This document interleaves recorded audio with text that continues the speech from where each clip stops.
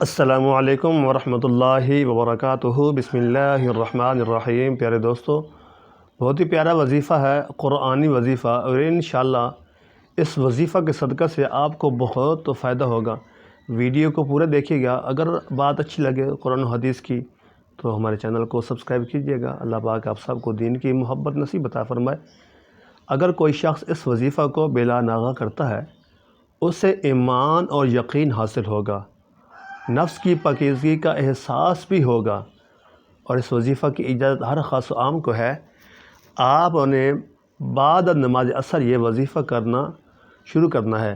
عصر سے فارغ ہو کر اس آیت مبارکہ کو 30 مرتبہ اول آخر درود پاک جو بھی آپ کو آتا ہے پڑھ لیں، اور وظیفہ شروع کرنے سے پہلے پیارے دوستو کسی غریب کو صدقہ خیرات کر دیں، ایک وقت کا کھانا ضرور کھلا دیں۔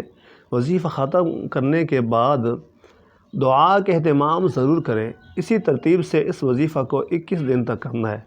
آپ کی انشاءاللہ ہر حاجت جائز لازمی پوری ہوگی، اور وہ دعا یہ ہے، آیات مبارکہ ہے۔ اور ایک اور بات پیارے دوستو یاد رکھیے گا، ہمیشہ اللہ تعالیٰ کے حضور وہ دعا کرے کہ اے مالک مولا، جو میرے حق میں بہتر ہے وہ عطا فرما۔ وہ مالک ہمارے حق میں جو بہتر ہے اس کو بہتر جانتا ہے۔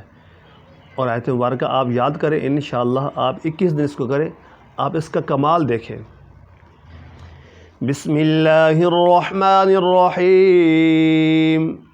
لیجزیہم اللہ احسن ما عملوا ویزیدہم من فضلہ واللہ یرزق من یشاء بغیر حساب۔ یہ وظیفہ ہے، سورہ نور آیات نمبر 38 ہے۔ اس کا ترجمہ ہے کہ اس طرح کہ اللہ تعالیٰ انہیں اپنے عمل کا اچھا بدلہ دے گا، اور انہیں اپنے فضل و کرم سے اور بھی دے گا، اور اللہ جس سے چاہتا ہے بغیر حساب کی روزی دیتا ہے۔